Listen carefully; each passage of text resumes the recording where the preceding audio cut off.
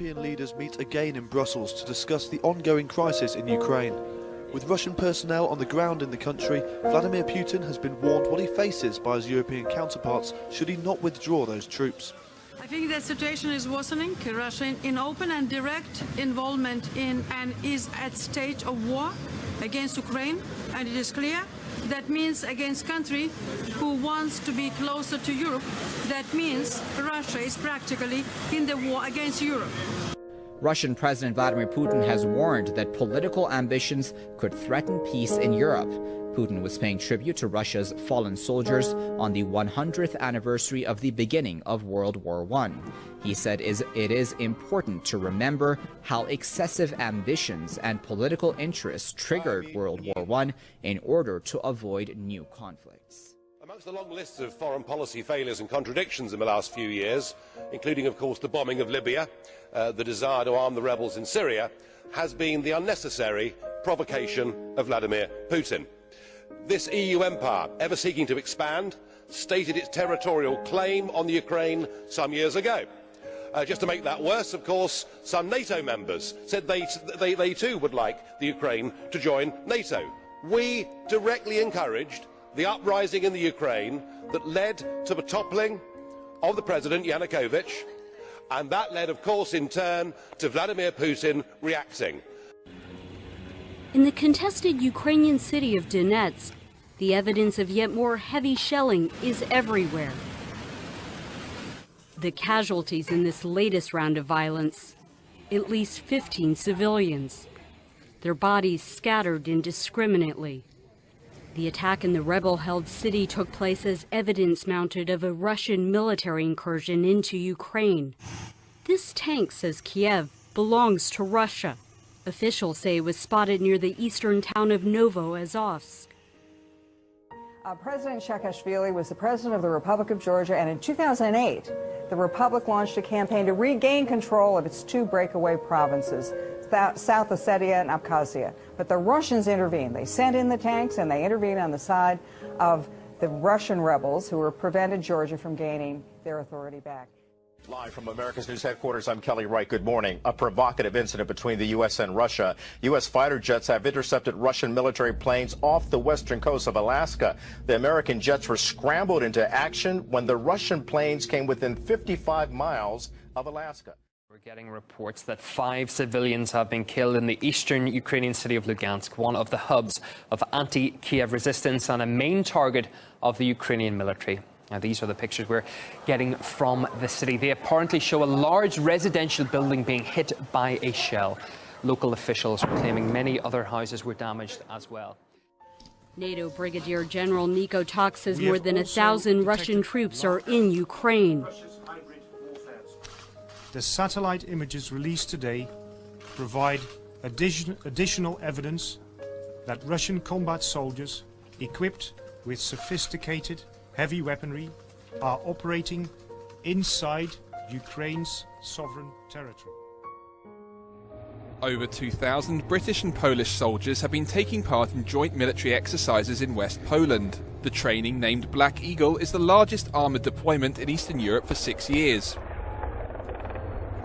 For us, most important during this Black Eagle exercise, Black Eagle training, was to train my staff, my headquarters, as well as my troops, to be ready to operate within the other allied force. We train using the same procedures, the NATO one, of course. UK military chiefs were enthusiastic about the joint drills held by the two NATO allies, which also included over 300 military vehicles. Here we go. More disaster across the world. Now, Russia had been supporting pro-Russian separatists in Ukraine. Now, Russia already took Crimea. Then they went into eastern and southern Ukraine. Now, I say they went in because the estimates are they have about 1,000 to 1,600 troops that are specifically Russian troops already inside Ukraine.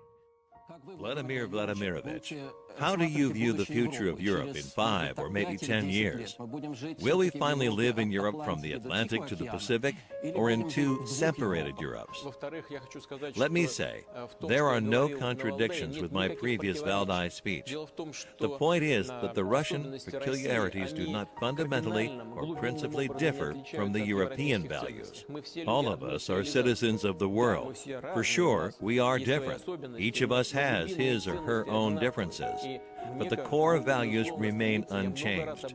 And I think, as I have already said a great many times before and also today, we should certainly strive for establishment of a new Europe to be expanded from Lisbon to Vladivostok. Putin is not going to stop. It was South Ossetia first, it's Crimea next, it's eastern and southern Ukraine now, and tomorrow it will be more areas in former Soviet countries. Ambassador to the OSCE, Ihor Prokopchuk, went a step further. The Russian regular forces, the units of the Russian regular forces, entered and took control of the city of Novoazovsk and also a number of other villages around this city. The tragedy reminds us of what aggression and selfishness, excessive ambitions of state leaders and political elites can lead to. Violence breeds violence, and the way to peace and prosperity is made through goodwill and dialogue. Putin said Russia has always sought peace, but that it would repel any outside attack. The comments come as Russia and the West are locked in a war of words over the crisis in Ukraine. The West accuses Russia of destabilizing eastern Ukraine, but Moscow denies any involvement. Now, Ukraine's gone 3 months now without paying for gas, raising fears that if it were cut off, it could start siphoning off from pipes crossing to Europe. And the Russian president personally called on EU leaders to address the problem before it all comes to a head. RT's Medina Kochinova reports.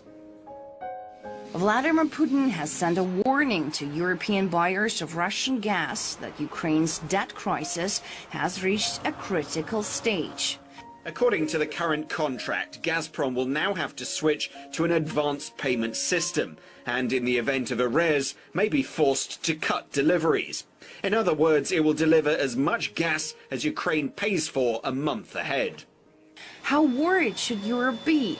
Quite a bit, considering previous examples.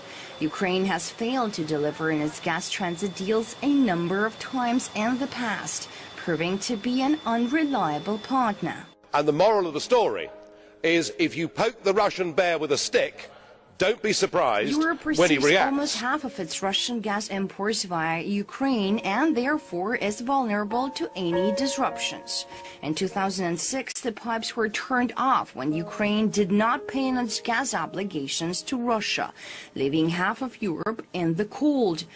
Kiev failed to pay again in the winter of 2008 and 2009, bringing another freeze as gas supplies were halted again, just as demand was at its peak. Now, just to continue with that, today we are rushing through an association agreement at undue speed with the Ukraine, and as we speak, there are NATO soldiers engaged in military exercises in the Ukraine. Have we taken leave of our senses? Do we actually want to have a war with Putin? Because if we do, we're certainly going about it the right way. It was 6 Russian planes all flying together, 2 Russian Bear long-range bombers, 2 Russian refueling tankers, and 2 Russian MiG fighter jets.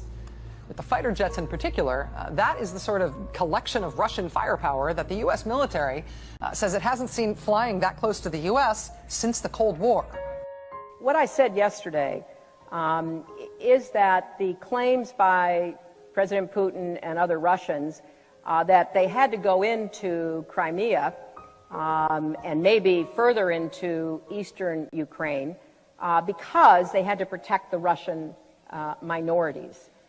And that is reminiscent of claims that were made back in the 1930s when Germany, under the Nazis, kept talking about how they had to protect German minorities in Poland, in Czechoslovakia, and elsewhere throughout Europe.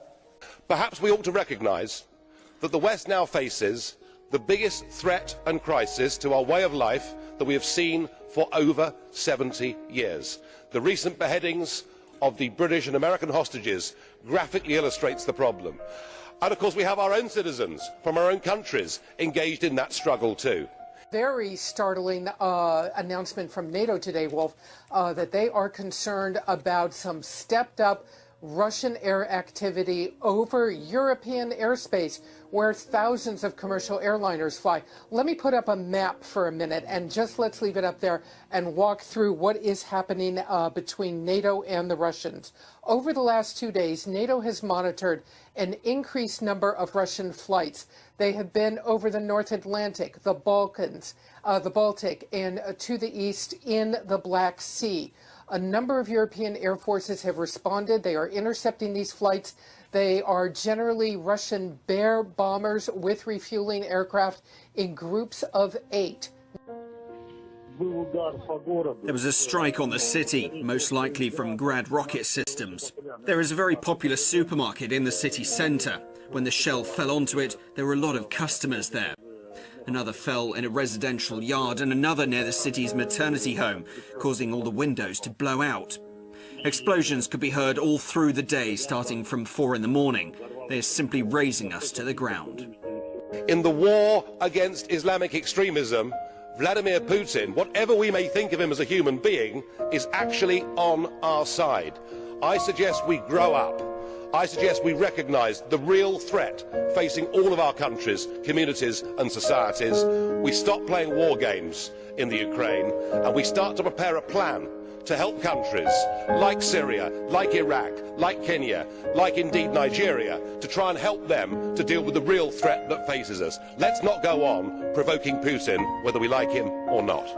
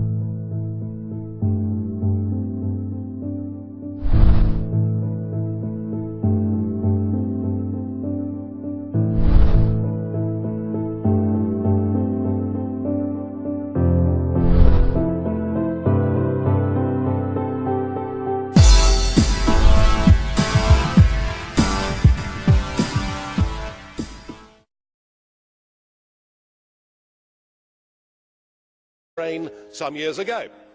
Just to make that worse, of course, some NATO members said they too would like the Ukraine to join NATO. We directly encouraged the uprising in the Ukraine that led to the toppling of the President Yanukovych, and that led, of course, in turn to Vladimir Putin reacting. In the contested Ukrainian city of Donetsk, the evidence of yet more heavy... Important to remember how excessive ambitions and political interests triggered World War I in order to avoid new conflicts. Amongst the long lists of foreign policy failures and contradictions in the last few years, including of course the bombing of Libya, the desire to arm the rebels in Syria, has been the unnecessary provocation of Vladimir Putin. This EU empire, ever seeking to expand, stated its territorial claim on the Ukraine. Shelling is everywhere. The casualties in this latest round of violence, at least 15 civilians, their bodies scattered indiscriminately. The attack in the rebel-held city took place as evidence mounted of a Russian military incursion into Ukraine. This tank, says Kiev, belongs to Russia. Officials say it was spotted near the eastern town of Novo as is at stage of war against Ukraine, and it is clear that means against country who wants to be closer to Europe. That means Russia is practically in the war against Europe. Russian President Vladimir Putin has warned that political ambitions could threaten peace in Europe. Putin was paying tribute to Russia's fallen soldiers on the 100th anniversary of the beginning of World War I. He said it is